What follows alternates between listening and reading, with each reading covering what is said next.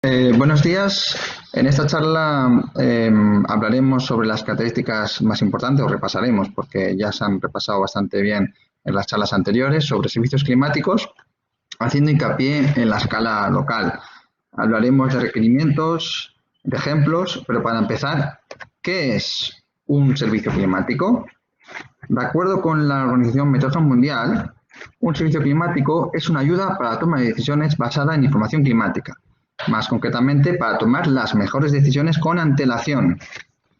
Una idea similar para EMET es que un servicio climático exige un compromiso adecuado y continuo de producir a tiempo avisos que los usuarios finales sean capaces de comprender, de modo que les puedan servir de ayuda a la hora de tomar decisiones que les permitan prepararse a actuar con anticipación. En esta definición de AEMET aparece, además de tomar la decisión, que es lo fundamental de los servicios climáticos, aparece dos veces el concepto de antelación. Por un lado, producir a tiempo y por otro lado, anticipación. Además aparece el concepto de capaces de comprender, que supone una mayor proximidad a las personas usuarias finales. Estas personas, ¿quiénes son? ¿Quiénes toman las decisiones? Lógicamente, toda persona o entidad que realice alguna actividad, alguna tarea, alguna operación que dependa del tiempo o del clima. Y eso supone que los servicios climáticos deban ser accesibles para prácticamente toda entidad, toda persona que lo necesite, que son prácticamente todos, y es el concepto de democratización de los servicios climáticos. Además, debe tener una cobertura, una extensión muy grande en cuanto a diversidad de perfiles. Y aquí entra la complementariedad entre entidades públicas y privadas. Las administraciones públicas realizan una labor fundamental en la cercanía de la ciencia a la ciudadanía, pero no logran cubrir todas las necesidades. En ese sentido, los servicios climáticos de valor añadido intentan reducir ese hueco entre ciencia y usuario mediante el codiseño de productos a medida, ajustados, adaptados a las necesidades de cada uso. Hemos visto quién toma las decisiones, pero ¿qué decisiones se necesitan tomar? Necesitamos adaptación, sobre todo a los efectos negativos, pero también algunas oportunidades del cambio climático y adaptación también al clima actual. Desde el punto de vista del clima futuro, adaptación al clima futuro, es importante la evaluación de vulnerabilidad, de amenazas, de impactos, de riesgo, resiliencia. Y en cuanto a adaptación al clima actual, es importante destacar los sistemas de alerta temprana, de predicción meteorológica, predicción estacional, tanto para fenómenos extremos como anomalías medias. Todas estas decisiones de adaptación al clima futuro y clima actual requieren de estrategias de medidas concretas que deben realizarse a escala local. Muy importante este concepto. Hemos visto quién toma decisiones y qué decisiones necesitamos tomar, pero ¿con cuánta antelación? Sería el siguiente concepto. La antelación, pues cuanto mayor, mejor. Si tenemos margen de actuación, si pudiésemos saber ya todo el siglo XXI, pues perfecto. En ese sentido, ya en 1956, Norman Phillips desarrolló un modelo numérico de predicción mensual y estacional basado en circulación troposférica. Poco después, en los años 60, se completó el modelo mediante la acoplación atmósfera-océano y supone uno de los primeros modelos globales. Y entonces ya está, ya tenemos aquí todo, termino la presentación y me voy. Pues no, por suerte o por desgracia, un año después, Edward Lorenz redescubrió el efecto mariposa. Digo redescubrió porque es un proyecto chino muy antiguo que ustedes ya conocerán, que supone la primera noción del caos, en este caso del sistema climático o el sistema meteorológico, que imposibilita predecir a ciertos horizontes de tiempo, dependiendo de qué es lo que se quiere predecir. Bien, se desarrollaron modelos matemáticos que simulaban estos sistemas caóticos que ya están totalmente integrados y medidos y acotados con los modelos de predicción operativa, modelos climáticos, que han descrito anteriormente tanto Ernesto como Francisco Doblas.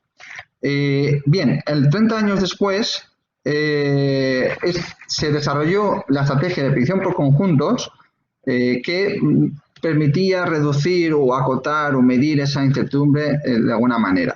Y desde entonces se han ido desarrollando modelos cada vez más precisos. Repasemos, recopilemos estos conceptos. Tenemos la toma de decisiones, que requiere información fiable, accesible e entendible. La antelación, con una incertidumbre de futuro que debería acotarse. Y el ámbito local, con acciones concretas. Estos tres conceptos son los que determinarán los requerimientos de los servicios climáticos, que a continuación veremos con detalle.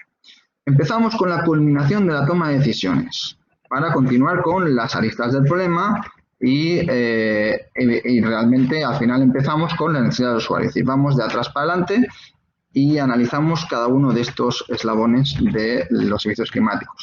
La actuación anticipada es clave en la toma de decisiones, mientras que en los enfoques del problema el análisis de métodos y de fiabilidad es también fundamental, mientras que en la necesidad del usuario, básicamente, como veremos a continuación, es que la información sea entendible, útil, cómoda para tomar decisiones y fiable. Fiable no solo en cuanto a la validación de actuación, sino también fiable en cuanto a validación de los métodos y modelos utilizados. Entrando en detalle en las necesidades del usuario, de las personas usuarias, empezamos con la que creo que es más importante, las dimensiones de contraste. Es decir, puesto que se considera información climática para tomar decisiones, esta información debe ser fiable, pero si queremos tomar medidas concretas, además la incertidumbre debe ser acotada. Luego tenemos las dimensiones espaciales, que requiere un gran detalle espacial, una escala local o regional según el ámbito de aplicación, dimensiones temporales, sobre todo horizontes lejanos para tener un margen de actuación, y gran detalle temporal para conocer qué es lo que sucede en cada horizonte de tiempo, pero especialmente las dimensiones de usuario son aquellas que permiten manejar toda esa información anterior, que sea entendible y sea útil para resolver su objeto. Es decir, que debe haber una traducción entre la información técnica obtenida con los modelos climáticos y las necesidades de uso. En cuanto a los enfoques del problema, las dimensiones básicamente son que hay que elegir los modelos más fiables, los más actualizados dentro de la posibilidad, si es posible, los más actualizados, y también en cuanto a enfoque sectorial u holístico. El realizar análisis espacial o bien una regionalización o una zonificación, una especialización. El análisis temporal, lógicamente, periodos de referencia, granularidad y análisis de incertidumbre. Esta sería probablemente la más importante, relacionada también con las dimensiones de contraste, y es que el problema debe validar los métodos y modelos utilizados mediante una cascada de incertidumbre y medición de la variabilidad. Luego veremos ejemplos. Para finalizar, los requerimientos de los servicios climáticos en la decisión y actuación, se debe modelizar también el reto para el cual se debe tomar la decisión. No solo modelizar el clima, sino el propio actuación para el cual tomar la decisión, con simplificación de resultados, indicadores de soporte. Y ya analizando las incertidumbres y el coste-beneficio de las soluciones, se toman las decisiones y finalmente se validan mediante métricas que son seleccionadas para cada una de las actuaciones concretas de adaptación. Veamos con más calma los ejemplos de servicios climáticos desde la perspectiva de todos estos requerimientos. Empezamos probablemente con el más importante o el más relacionado con este seminario, que son la incertidumbre, la cascada de incertidumbre. En este caso, para tanto CMP5 o CMP6, el análisis de los modelos climáticos y de los métodos utilizados de regionalización espacial es importante para acotar la incertidumbre y reducirla en la medida de lo posible.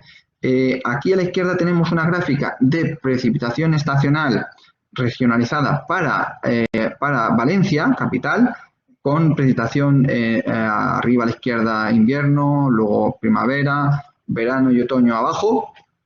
Y después de realizar test de calidad y seleccionar aquellos modelos que pasan los tests, se ve claramente que la señal de cambio climático es más nítida en todas las estaciones del año, pero especialmente en verano, que pasamos de no poder decir nada a decir que claramente la precipitación va a disminuir de acuerdo con el consenso internacional. Es decir, que no es suficiente con tomar modelos de calidad a priori en general, sino que hay que tomar métodos de regionalización que hay que validar, porque puede ser que un método de regionalización no sea el más adecuado para, no sé, depende del tipo de modelos, y después del análisis de cascada de incertidumbre, seleccionar los mejores, los que pasan los test de calidad. Otro ejemplo de dimensiones de contraste sería la comparación de métodos. En este caso tenemos un ejemplo de predicción de cada a la escala local con dos métodos para llegar a ello, uno puramente estadístico con teleconexiones y funciones de transferencia, y otro a la derecha relacionado con el CMIP5, una combinación de una corrección de salida directa de los modelos con el error sistemático que cometen según el horizonte. Ya sin querer estamos hablando de regionalización, que sería otro escenario, otro servicio climático específico, puesto que aunque los modelos van mejorando en su resolución espacial, nunca alcanzan o les cuesta mucho alcanzar la realidad, que sería el punto. Entonces se requiere métodos que traduzcan la información climática global a información local. Efectivamente, cuanto mejores sean los modelos globales, mejor será también la regionalización. Básicamente existen dos familias, ¿no? Los métodos dinámicos con rejillas anidadas y métodos estadísticos con corrección de error sistemático. Pero no entraremos en detalle por falta de tiempo, pero así ya nos va sonando. La actualización de los experimentos globales es importantísimo, como os ha comentado ya en las charlas anteriores. Cada vez se incorporan más elementos y con más detalle, pero debemos recordar que aún así siempre existe una infraestimación, especialmente en alguna variabilidad natural. Como ejemplo, se muestra a la derecha la velocidad de una corriente principal subacuática ecuatorial del Pacífico, en el que después de actualizar los modelos CMIP3, CMIP5, CMIP6, que van mejorando, cada vez reproducen más, pero no llegan a reproducir toda la intensidad de la corriente observada aquí en la franja gris, en la derecha. Entonces,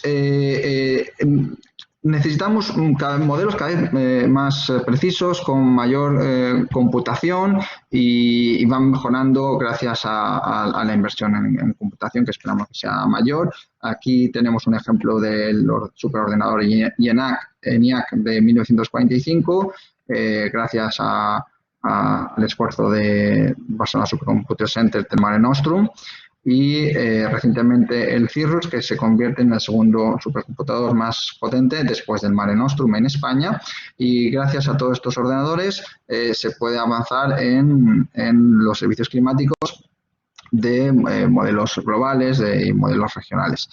Si bien a escala local, que es lo que nos interesa, a escala local y en el manejo de incertidumbre, todas estas máquinas requieren un gran coste computacional. Cada vez que intentamos reducir la escala espacial y aumentar el número de miembros del conjunto, aunque no es tan importante el número de miembros, pero especialmente al reducir la escala espacial, el coste computacional es mayor y se dispara, y por ello siempre es importante analizar métodos estadísticos. Como ejemplos de servicios climáticos, ya desde la perspectiva de dimensiones espaciales y temporales, vemos que depende de cada sector. Tomando dos sectores, en caso de hidrología, puede ser más importante la cobertura espacial, una cuenca, y en el caso de agricultura tal vez un detalle más local. Pero a nivel temporal, en agricultura puede ser que nos dé igual la hora que llueva o el día que llueva, siempre y cuando la acumulación total de la semana sea la misma. Sin embargo, en hidrología es más importante cómo se concentra la lluvia, cuánto va a llover cada hora y no tanto qué va a suceder la semana que viene, que también es importante, pero es más importante el detalle temporal. En ambos casos se necesita corrección de error sistemático, que sería otro servicio climático que puede ser, digamos, conjunto a estas simulaciones o directamente corregir la salida directa de otros modelos. Como utilidad de los indicadores que pueden generarse en servicios climáticos, tenemos ejemplos dependiendo de cada sector. Variables derivadas e indicadores simplificados para la administración, para el sector agrícola, agropecuario, el sector forestal, biodiversidad, recursos hídricos, electricidad, comercio. Para todos ellos se pueden modelizar directamente los indicadores, variables derivadas, en función de las informaciones climáticas y de las específicas de cada actividad. Si bien en algunos casos se requiere un enfoque holístico a través de variables derivadas sistémicas. Y como decía antes, siempre o casi siempre es conveniente corregir el error sistemático de los modelos de acuerdo con observaciones de referencia. Muy importante las observaciones en todos los servicios climáticos para tener una toma de contacto con la Tierra. Y especialmente para eventos extremos, que es donde más fallan las salidas directas de los modelos. Se requiere corregir especialmente los eventos extremos. Viendo con más detalle uno de los sectores, el sector agrícola, podemos proponer acciones concretas de adaptación mediante el análisis de cada uno de los elementos de la cadena de valor. Podría ser que debido al cambio climático o a fricción estacional haya un cambio en el patrón de las precipitaciones que nos sugiera que debamos cambiar el tipo de secado del cultivo, bien cubierto o descubierto, o por contra se está adelantando la floración o la siembra de un cultivo. Para ello, para cada fase de la cadena de valor, hay que identificar cómo van a cambiar las condiciones de futuro y así proponer medidas concretas mediante codiseño de indicadores simplificados junto con la persona usuaria. Aquí abajo a la derecha tenemos un indicador de futuro basado en CMP5 en el que se observa el posible adelanto de la siembra de un cultivo. Ya como otro ejemplo de servicios climáticos, es importante la manejabilidad, es decir, que el acabado sea personalizado con información climática cómoda, manejable y entendible, y con integración de la información mediante entornos de usuario tales como Adapteca, como os ha comentado antes. También debe tener una distribución a medida, totalmente automatizada, adaptada. Esta imagen que tenemos a la izquierda es un ejemplo de sistema de alerta temprana, pero bien podría ser también un visor. Y aquí tengo un ejemplo también de servicio climático que como ejemplo de visor también está en el cambio climático. En este caso sí basado en CMP6 a escala con métodos estadísticos bajadas a 1 kilómetro por 1 kilómetro de una región de Italia. Un proyecto para predicciones con diferentes horizontes, etcétera. Entonces, al final, los servicios climáticos pueden tener una adaptación a las necesidades de uso de cada usuario. Ya para terminar la presentación, nos centramos en las conclusiones que hemos ido comentando, y es que los servicios climáticos suponen un apoyo a la toma de decisiones que deben ser accesibles a toda entidad o persona que las necesite. La información climática debe ser fiable y a poder ser utilizar las proyecciones climáticas más actualizadas, puede ser que durante la transición sea necesario comparar proyecciones del CMP5 y CMP6 para aumentar el consenso en la señal climática. Y que la información sea robusta. Toda planificación a futuro debe considerar el cambio climático de una forma robusta. Además, necesitamos certidumbre y para ello es importante utilizar estrategias de conjuntos que nos acote la incertidumbre. Las actuaciones son a nivel local y esto nos obliga de alguna manera a utilizar métodos de regionalización que deben corregirse con observaciones, importante, y además validar no solo los modelos y los métodos de regionalización que se utilizan con esos modelos, sino validar también las actuaciones a nivel local con la ayuda de sistemas de alerta temprana que contrasten aquellas medidas con la predicción que esté sucediendo. Para finalizar, como conclusión, hay que reducir el hueco que existe entre ciencia y personas usuarias, traduciendo la información climática en indicadores simples, entendibles y fáciles de manejar. Por terminar, una imagen de la webcam de Sorita, Sports Castellón, de la Asociación Valenciana de Meteorología para simbolizar la importancia de las observaciones. Muchas gracias.